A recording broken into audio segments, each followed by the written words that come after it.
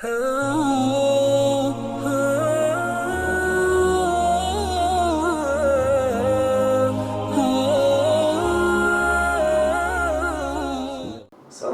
warahmatullahi wabarakatuh. Alhamdulillahirabbil alamin wassalatu wassalamu ala asrofil mursalin wa ala alihi wa sahbihi rasulil ajma'in. Asyhadu an la ilaha illallah wahdahu la syarika lah wa asyhadu anna Muhammadan abduhu wa rasuluhu alladzi la nabiyya ba'dah. Kira bosan-bosannya kita selalu bersyukur kepada Allah Subhanahu wa taala. Alhamdulillah pada hari ini kita dapat melaksanakan puasa Ramadan sampai menjelang berbuka ini. Kemudian salawat dan salam ada sama-sama kita kepada beliau Rasulullah Muhammad sallallahu alaihi wasallam. Dan ucapan Allahumma shalli ala Muhammad wa ali Muhammad. Mudah-mudahan sobat muda semuanya, kita semuanya kelak di yaumil akhir akan diambil Rasulullah sallallahu alaihi wasallam sebagai umat beliau yang juga akan mendapatkan syafaat dari Rasulullah Muhammad sallallahu alaihi wasallam. Sobat muda yang dimuliakan Allah, pada pertemuan kita kali ini saya akan menyampaikan sebuah ayat Al-Quran dari surah Al-Baqarah ayat 185. A'udzubillahi minasyaitonir rajim. Bismillahirrahmanirrahim. Syahrul Ramadan alladzi unzila fil Qur'an hudan lin-nasi wa bayyinatin minal huda wal furqan. Ini potongan ayat surat Al-Baqarah ayat 185.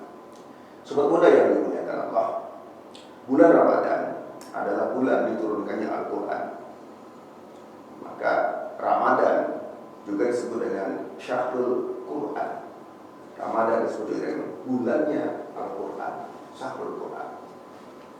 Dalam ayat yang lain Allah juga jelaskan, ya, Inna anzalnahu fi lailatul qadar. Al-Quran itu diturunkan pada malam Lailatul Qadar.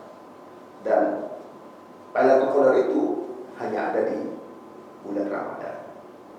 Pada Ramadan, bulan Ramadan bulan penuh berkah ini sebenarnya juga adalah disebut juga dengan bulan Al-Quran.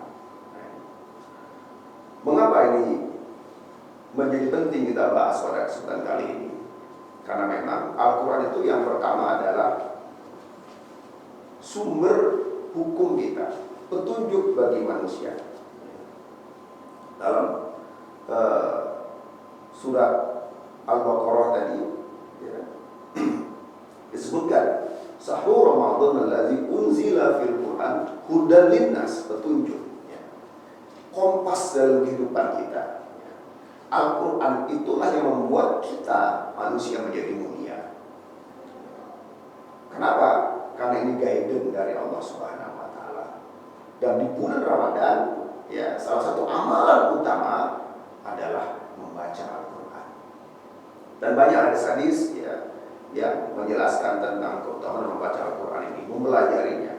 Bahkan seutama-utama manusia adalah orang yang mempelajari Al-Qur'an dan mengajarkannya. Dan pada bulan Ramadan kita lihat di mana-mana masjid, di mana-mana musola, ini remaja, anak-anak, orang tua sangat gigih membaca Al-Quran ini. Mengapa? Ya, karena kita memang ingin dekat dengan Al-Quran sebagai guidance kita.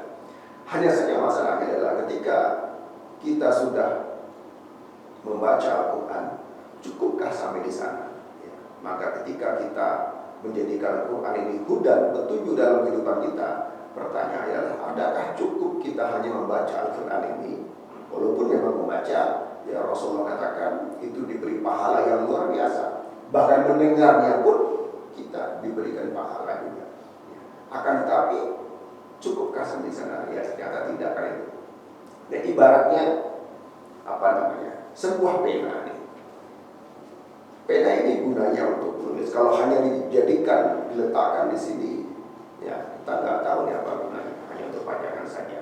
Maka Al-Quran pun seperti itu. Maka ketika kita sudah bisa membaca, ya, sudah belajar tajwidnya, belajar tahsinya dan segala macam tentang Al-Quran ini, maka kemudian kita diharapkan mengetahui apa makna yang terkandung dalam Al-Quran ini. Sehingga ketika kita ditanya apakah iya Al-Quran sudah menjadi petunjuk bagi kita bisa menjawabnya. Jadi seperti itu. Oleh karena itu di bulan Ramadan kita terbiasa tadarus Al-Quran, mempelajari Al-Quran. Tidak hanya sekedar membaca, tapi pelajari juga terjemahannya. Apalagi sekarang ya, karena kita maklum Al-Quran berbahasa Arab, kita bukan bangsa Arab, maka solusinya adalah ada terjemahan yang diterbitkan oleh lembaga-lembaga tertentu, penerjemah Al-Quran maupun Departemen Agama. Nah dari situ kita pelajari. Oh cukupkah terjemahannya saja? Oh tidak. Ada tafsirnya. Supaya apa? Supaya kita paham apa makna yang terkandung di dalam Al-Quran itu. Nah, kalau seandainya ada hal-hal yang perlu kita perjelas, itulah yang kemudian kita perlu belajar.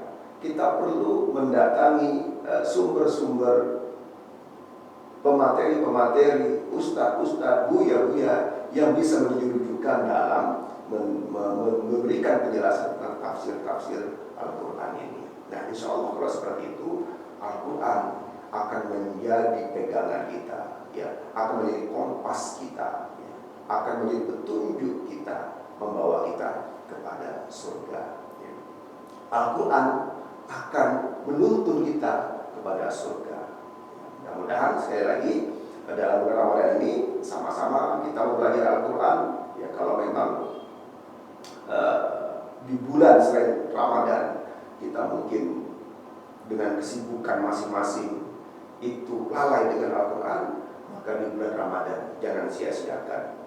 Imam Syafi'i dalam sebuah keterangan selama Ramadan ini menghatamkan sampai 60 kali satu bulan. Nah ini kita berapa kali? Mudah-mudahan di bulan Ramadan ini membawa keberkahan kepada kita semuanya dan menjadikan Al-Quran sebagai guidance kita yang memang nyata dalam kehidupan kita. Lebih kurang maaf dari Studio Muda TV SMK Muhammadiyah 2 Pekanbaru mengucapkan selamat berbuka puasa. Assalamualaikum warahmatullahi wabarakatuh.